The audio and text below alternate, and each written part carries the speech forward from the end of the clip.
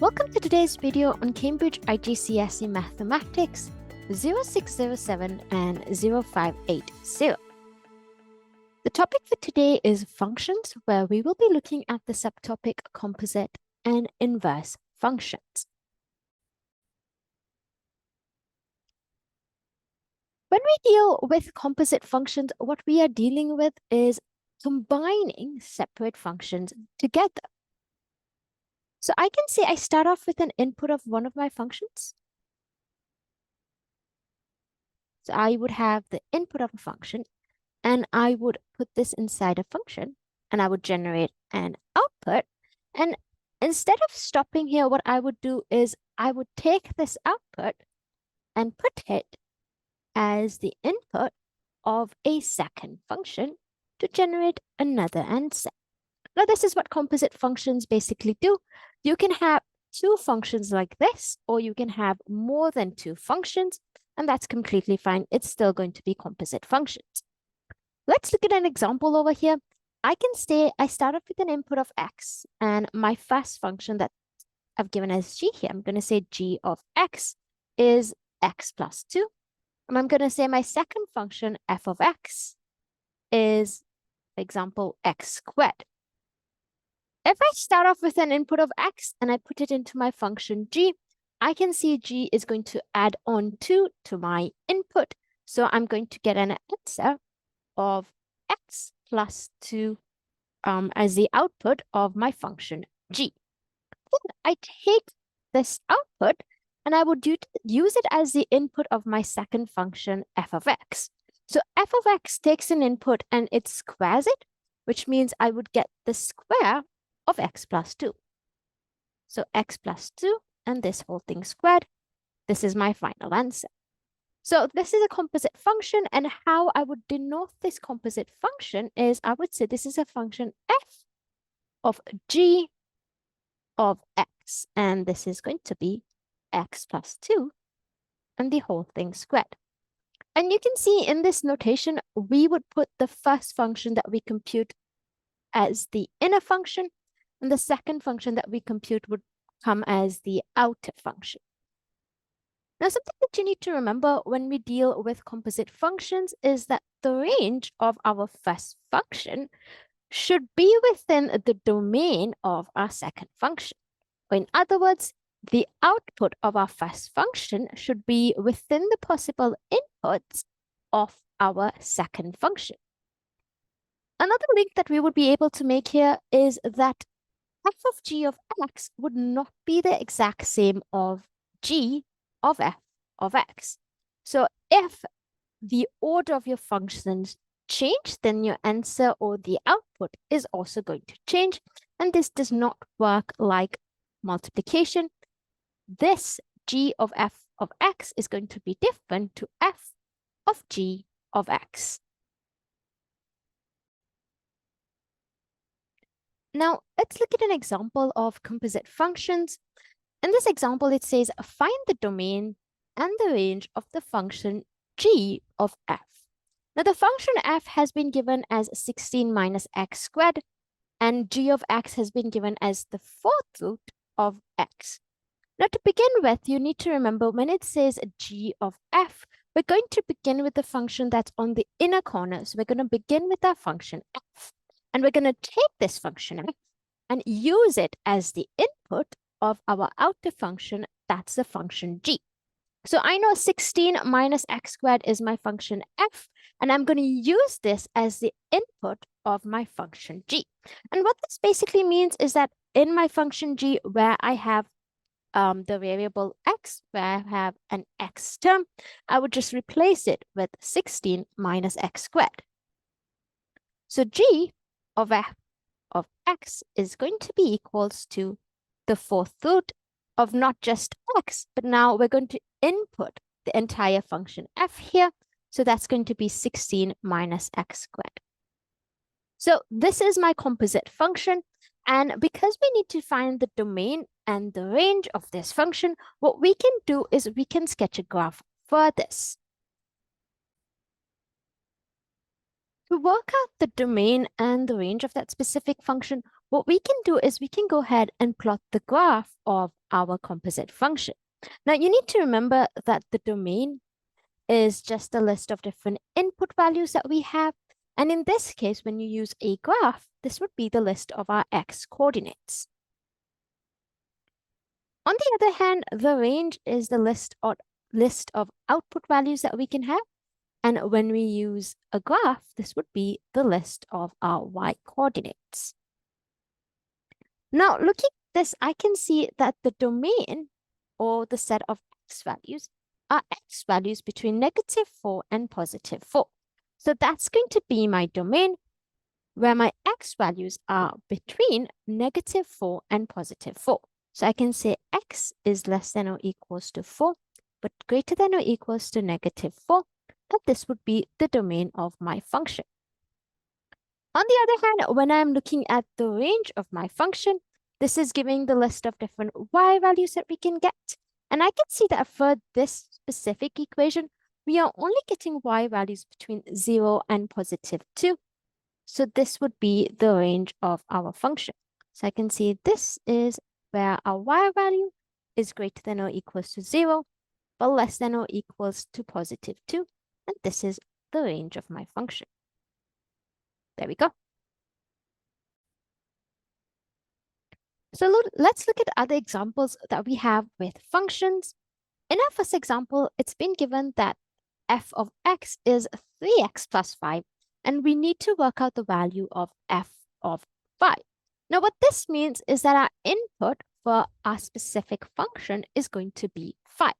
So what we're going to do is we're going to replace the x's that we have in the function with 5 instead. So we would substitute x as 5, and this is going to give us 3 times 5 plus 5, which would be 15 plus 5, giving us an answer of 20. Now, in our second example, they've given us that the function is such that f of x is 3x minus 8. And over here, we've been given that f of x is equal to 7.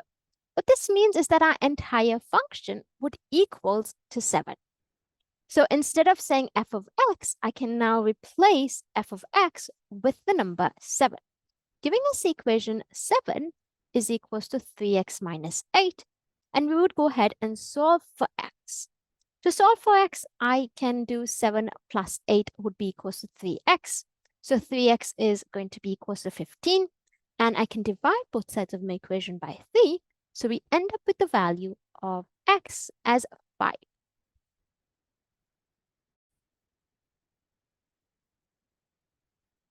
In our third example, it says the function f of x and g of x are given by the following equation. So we have f of x is equals to x squared plus 7, and g of x is equals to 3x minus 8. What we have to do is we have to calculate the value of the composite function f of g of 3. To begin this, what we're going to do is first going to work out what g of 3 is going to be. So to work out what g of 3 would be, we would have to input 3 instead of x. So I would substitute the value 3 as x here. And I would work this out as 3 times 3 minus 8, which is 9 take away 8. So g of 3 would give us an answer of 1. Now I can take g of 3, this entire thing, and use it as the input of my function f. So I can say f of 1 instead, because I know g of 3 has a value of 1. So f of 1 would be replacing or substituting 1 instead of x squared in my function of f. So this is going to be 1 squared plus 7, which is just 1 plus 7, giving us an answer of 8. So there we go. F of g of 3 has a value of 8.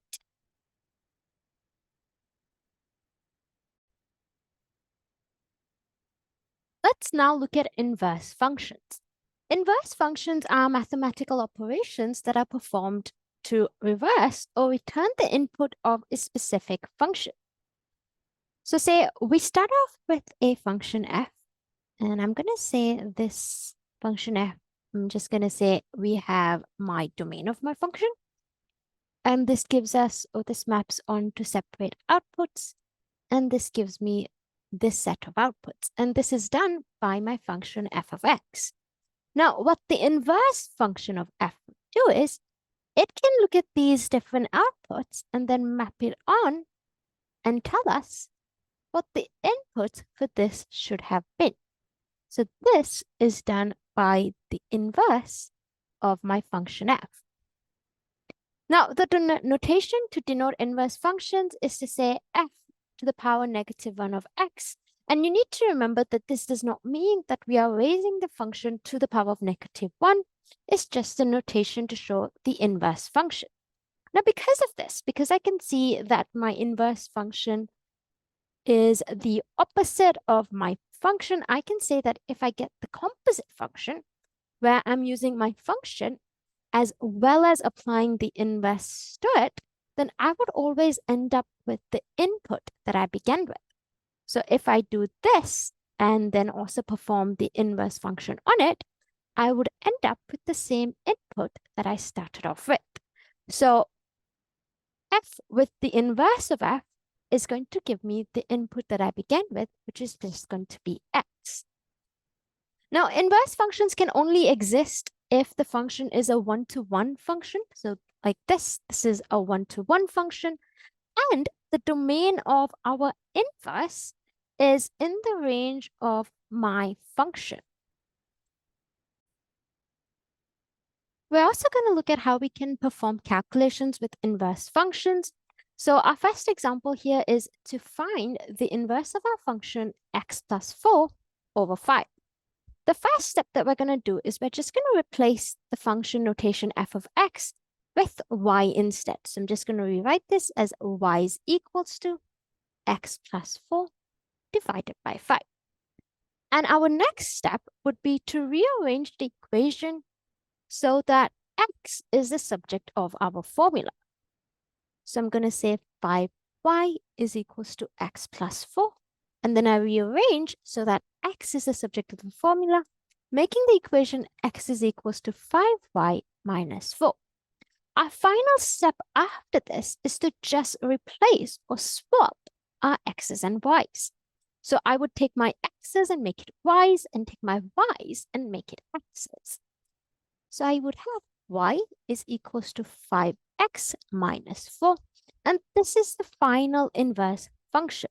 So we would write this down as f inverse x is equals to 5x minus 4.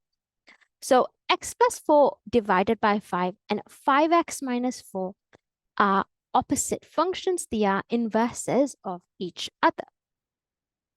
If I get the same thing for my function f as well as its inverse, then these conditions are called self-inverse functions.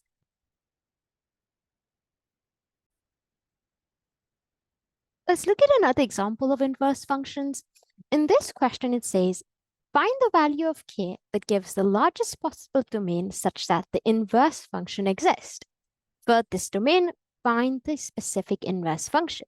So the function that we've been given is y is equals to x plus 1 squared plus 2, where x is greater than or equals to k.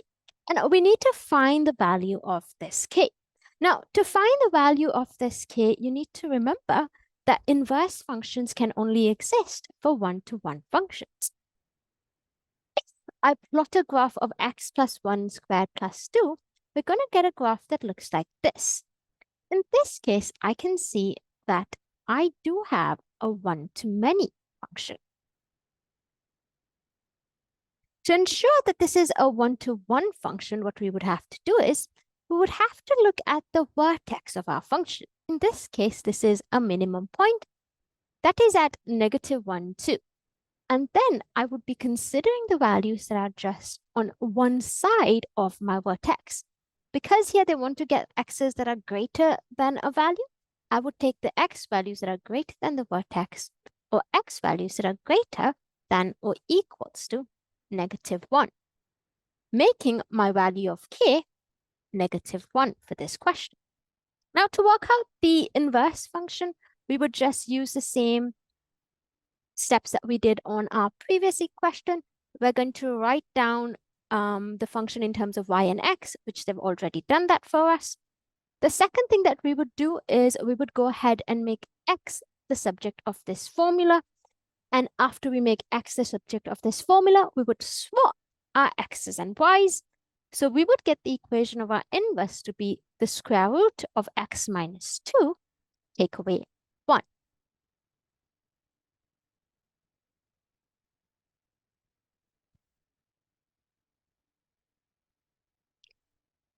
Finally, the next link that you need to remember when we deal with our inverse functions is that when we have inverse functions, these are generally the reflections over the line y is equals to x. So if I look at my function f of x, this is 2x plus 1, and its inverse, which is x minus 1 over 2, and I plot these two on the same graph, I can see that the link between these two graphs is that they are the reflections over the line y is equals to x. So by looking at the two graphs, we can see that they do have this link where they are sharing, where each of them are a reflection of the other in the line y is equals to x.